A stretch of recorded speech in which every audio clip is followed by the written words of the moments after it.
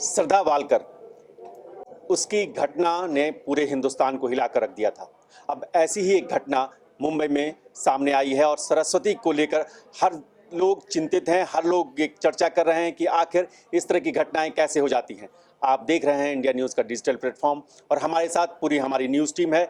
हम आज समझने की कोशिश करेंगे कि लिव इन रिलेशनशिप को आगे रखना चाहिए, इसके क्या दुष्परिणाम समाज को भुगतने पड़ते हैं, खुद उस महिला को कैसे इस पूरे मामले में अलग थलग हो जाना पड़ता है और कैसे उसको बाद में इस तरह की घटनाओं के बाद एक बार फिर से सोचना पड़ता है कि हम किस तरह से रिलेशंस को बनाएं, कैसे उसे मेंटेन करें। इस पूरी परिचर्चा में हमारे साथ अनन्या हैं, हमारे साथ भारती हैं, हमारे साथ आशीष हैं, हमारे साथ और भी साथी हैं जो आपको अपनी बात रखेंगे। तो आशीष, सबसे पहले मैं आपसे शुरू करता हूँ। जो सामने मामला आया है, ये जो सरस्वती का मामला हो चाहे श्रद्धा का मामला हो, ये जो लिव इन रिलेशनशिप जो इंडिया में कल्चर बढ़ रहा है, जो है भी बड़े शहरों में खास तौर पे है, इसमें सबसे ज़्यादा इंपॉर्टेंट नोट करने वाली बात है जिस तरीके से इसको मर्डर हुआ। कभी कोई फ्रिज में रख देता है शौ के टुकड़े काट कर, कोई प्रेशर कुकर में उबाल कर फेंक रहा है और घर में बॉडी की सड़ने की बदबू आ रही है और पड़ोसी शिकायत कर रहे हैं।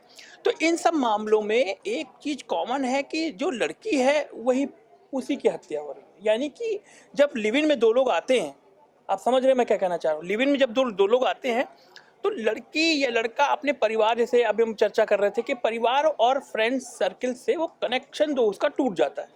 वो जो उसका दिन, जैसे 3 साल से अभी वो रह रही थी सरस्वती, तो वो 3 साल से उसके साथ क्या बीती, क्या समस्या हुई, ये नौबत क्यों आई, और अगर ये नौबत आई, रोज का झगड़ा होता था, रोज हंगामा होता था, उसने किन किन लोगों को बताया। इसमें अभी बहुत सारे कैरेक्टर सामने आएंगे।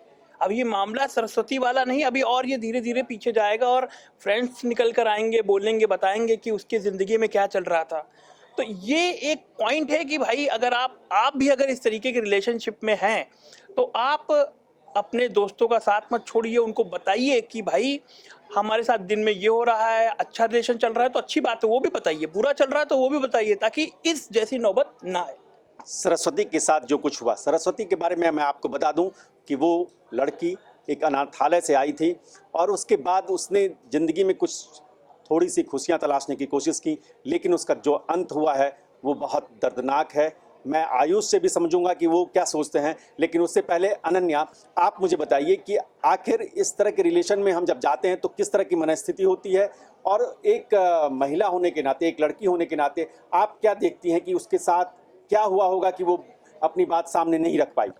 देखिए, अगर आज की सोसाइटी की आप बात करते हैं और आज के यूथ की बात करते हैं तो हम देखते हैं कि फॉरेन के कल्चर को लोग बहुत जल्दी एक्सेप्ट करते हैं और उस कल्चर के साथ रहना और उसमें जीना वो लोग पसंद करने लगते हैं। और हम देख रहे हैं कि बहुत ज़्यादा लोग जो है वो, अगर यूथ की आप बात करते हैं तो इस तरह के लिव इन रिलेशनशिप के हमने मामले बहुत सारे देखे हैं। लेकिन अगर बात आप सरस्वती की करते हैं, बात आप श्रद्धा की करते हैं, तो इन दोनों केसेस में एक चीज़ कॉमन थी। श्रद्धा के जो पेरेंट्स थे वो, उसके साथ उनका कोई कनेक्शन नहीं था, वो अपनी फैमिली से एकदम कट हो चुकी थी बहुत टाइम से पहले। और सरस्वती के केस में ये था कि उसके पेरेंट्स थे ही नहीं, वो तो अनाथालय में रहती थी। तो मुझे लगता है इसका फ़ायदा कहीं ना कहीं उठाया गया और हमने देखा आफ्ताब ने किस तरह से श्रद्धा की हत्या की और यहाँ पर मनोज ने, मतलब क्रूरता की सारी हदें मुझे लगता है कि पार हो गई और आफ्ताब से उल्टा 2 कदम आगे की बात यहाँ तक पहुँच जाती है कि ग्राइंडर से ग्राइंड कर दी जाती है उसकी बॉडी और साथ ही कुकर में उस बॉडी को उबाल दिया जाता है, कुत्तों को खिला दिया जाता है। लेकिन इस तरह के केसेस से समझने की ये ज़रूरत है कि अगर इस तरह का कोई भी स्टेप आज के लोग, आज का यूथ अगर उठा रहा है तो उसे ये समझने की ज़रूरत है कि कम से कम अपनी फैमिली से कनेक्शन बनाए रखे। अगर शुरुआती स्टेज में इस तरह की चीज़ें अगर फेस करनी पड़ती है, आपका झगड़ा हो रहा है या कुछ भी हो रहा है, तो आपकी बात किसी फ्रेंड से, आपकी माँ से, आपके पेरेंट्स से कम होगी, तो इस तरह के केसेस मुझे लगता है कि कम होंगे।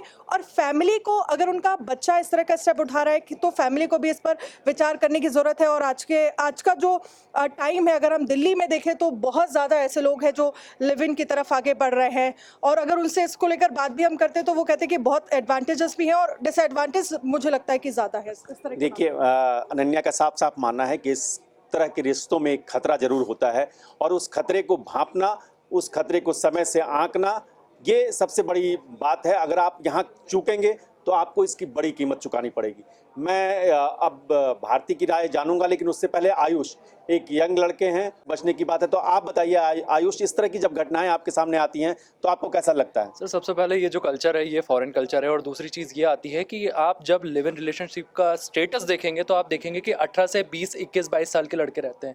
ये होता क्या है सर, इस एज में जो रहता है आपका एक अट्रैक्शन होता है किसी लड़के के लिए या किसी लड़की के लिए, और जब ये अट्रैक्शन होता है तो आप दोनों साथ में आते हैं और आप लिव इन के लिए डिसाइड करते हैं। दूसरी चीज़ ये कि जब आप बाहर के टाउन से जैसे दिल्ली शिफ्ट होंगे तो आपका किसी लड़के के प्रति अट्रैक्शन रहेगा, आप यहाँ पर अकेले रहते हैं, आपको उस लड़के का सपोर्ट चाहिए होगा, तो आप लिव इन में आते हैं। और बेसिकली होता क्या है, जब आप लिव इन में आते हैं तो कई तरीके की समस्याएं आप लोग फेस करना स्टार्ट कर देते हैं। वो जो अट्रैक्शन रहता है वो धीरे धीरे खत्म होते चलता है, और फिर जिम्मेदारियां बढ़ना स्टार्ट हो जाती है। खर्चे को लेकर लड़ाई होती है, तो बाहर उससे बात क्यों कर रही थी, इस तरीके की जो चीज़ें होती है वो कपल्स के बीच में होती है, और जिसका जो एंड रिजल्ट जो निकलता है वो हम आफ्ताब केस देख लें चाहे, और अभी एक और रिसेंट जो केस हुआ है, इन केसेस में हम ये चीज़ देख सकते हैं। ये आयुष ने जो कहा, लेकिन सरस्वती का केस बिल्कुल अलग है। सरस्वती की उम्र 32 साल की थी और उसके साथ जिसने क्रूरता की उसकी उम्र 50-55 के आसपास थी। लेकिन सवाल ये है कि आप उस रिलेशन में जाने की सोचते क्यों हैं, क्यों आखिर उस ट्रैप में फंसते हैं? भारती। सर आज के टाइम में लिव इन में काफ़ी लोग रहते हैं और उनका म्यूचुअल डिसीजन होता है, पर डिसीजन जब वो डिसीजन लेते हैं लिव इन में रहने का तो सब ठीक रहता है, सब ठीक चलता है। तो आगे जाके ऐसी क्या प्रॉब्लम हो जाती है जो आपस में वो सुलझा नहीं पाते और बात इस हद तक आगे बढ़ जाती है। इसलिए हमें पहले अवेयर होना चाहिए और किसी के भी प्यार में या फिर किसी भी ऐसे रिलेशन में इतना अंधा नहीं हो जाना चाहिए, ताकि हम आसपास की चीज़ों को देखना और नज़रअंदाज करना बंद कर दें। और ऐसे किसी से बचने के लिए अपने फैमिली से, फ्रेंड्स से कनेक्टेड रहना चाहिए, ताकि हम इन सब चीज़ों से बच सकें।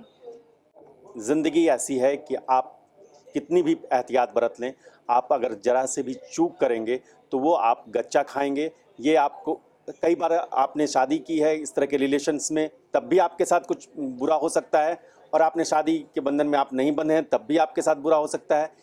तो आपको ये देखना है कि आपका जो पार्टनर है, कोई चाहे वो लिव इन में है या नहीं है, वो आपके साथ कैसा बर्ताव कर रहा है, उसे नोट करें और उस पर रिएक्ट करें। धन्यवाद।